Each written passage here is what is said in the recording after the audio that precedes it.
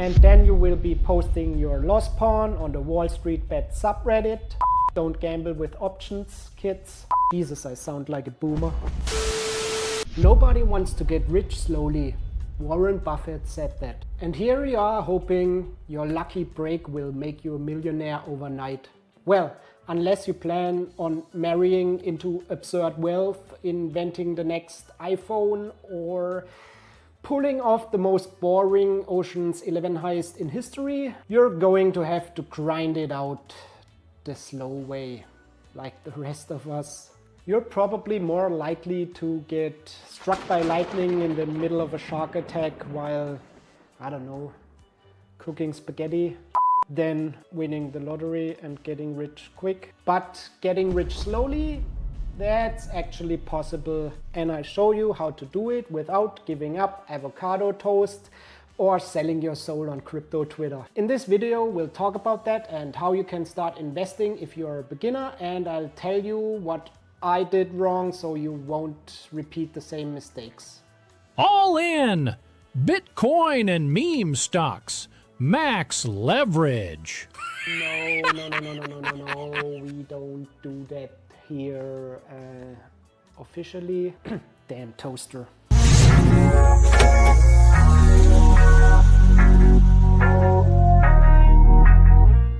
Welcome to the ToasterBotnet, holistic self-improvement for the internet generation. For people who touch grass ironically and want to have fun while improving, and that includes finances. Today we are talking about patience, about the slow, boring, actual, effective way to get rich, or at least financially somewhat free. It's not glamorous. There's definitely no confetti moment.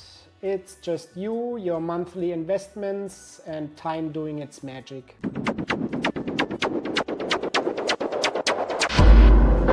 Let's start with a confession. I love the idea of getting rich quick. Who doesn't? It's intoxicating. But there's the problem. Quick usually means risky, and risky usually means losing everything. People pour money into lottery tickets thinking they are gonna win the jackpot, and they don't. Newsflash, a scratch-off ticket is not a retirement plan. That's like buying a gym membership and expecting the six-pack to show up in the mail.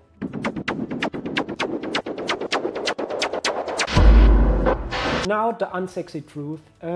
Wealth is built over decades. If you invest like $200 a month into something simple like an index ETF, for example, MSCI World ETF or FTSE All-World ETF, and you let it grow at an average of 7% a year, that's adjusted for inflation, in 30 years you'll have around $240,000.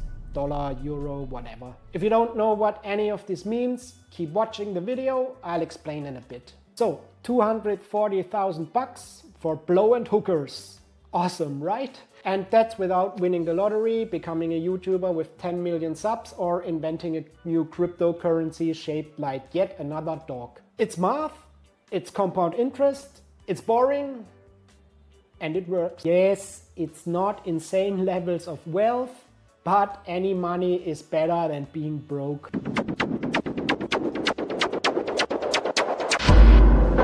You need to stop thinking about wealth like a Hollywood montage, you know, the one where they go from broke to partying on yachts in 90 seconds with upbeat music in the background.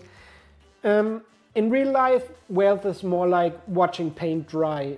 You put money in, you leave it alone, and you wait. The trick is to enjoy life while you wait. Keep working on your career, build skills, spend time with friends, watch ToasterBotnet videos, and just let the money grow in the background.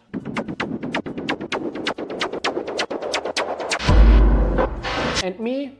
What did I do wrong? Well, I sold Palantir way back during the GameStop days. Every time I see it in the news, I hope Peter Thiel chokes on a Dark Enlightenment pamphlet signed by Curtis Yarvin. It's a joke. Peter, please don't use your evil software to track me down and send me killer drones while I'm on the toilet or something. Hugs and kisses? Yes, I shouldn't have sold, but for real now. The biggest mistake? I didn't start early. I wish I had. Honestly, I regret every year I didn't put money away. If you're young, don't make the same mistake. But as the saying goes, the best time to plant a tree was 20 years ago, and the second best time is now. And that's what I did. I started investing late, but consistently. It's not just about money, it's about peace of mind, knowing I'm not relying on the German government, for example. My German viewers know what's up. We will probably fight over deposit bottles after 2050, like all of us, the entire nation.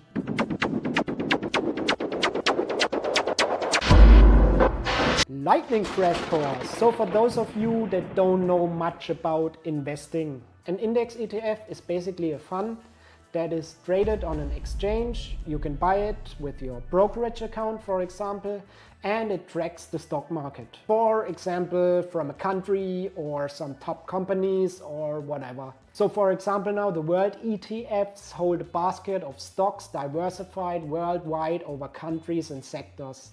They historically grow at an average with like 7% per year with inflation adjusted.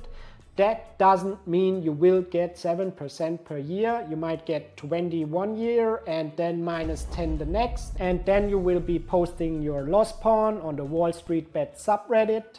Don't gamble with options, kids. But the average over many years has been 7% so far. So invest consistently and stay the course for many years. Jesus, I sound like a boomer.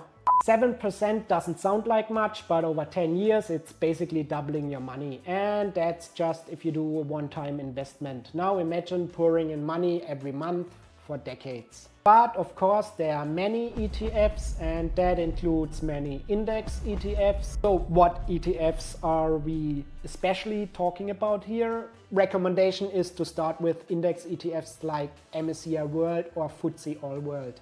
US investors usually recommend the S&P 500 at this point, but with that you only have covered the US stock market. Maybe something you want if you're a US citizen, if you're European or other country, you might want to have a more diversified portfolio than just the US. For worldwide exposure and diversification, the world ETFs are perfect. And yes, the US has outperformed in the recent decade, but that doesn't mean it will keep outperforming in the future.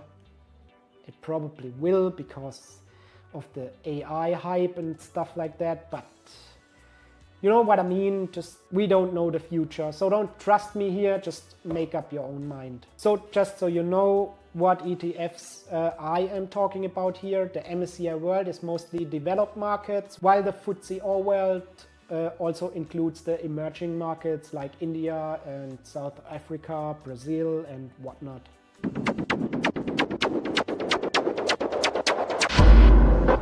So how to start? Open a brokerage account with low fees if you can. Start with an index ETF of your choice and then automate a fixed monthly investment. Like $200 is great. If you don't have 200, go lower. You can even start with $25 a month or whatever. Just set it up and forget about it. Don't check it every day. Keep adding over the years and try to increase your contributions if you can. Seriously, it's not rocket surgery. Just start, especially if you're young. Time is on your side and don't let your money rot in some bank account or something. It will get eaten up by inflation.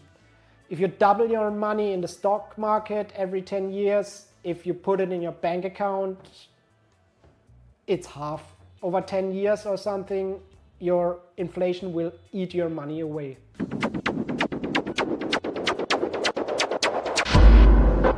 So, mini recap, getting rich slowly is not sexy, but it works. You start, you stay consistent, and you let time do the heavy lifting. And remember, you are not Warren Buffett, but you don't need to be.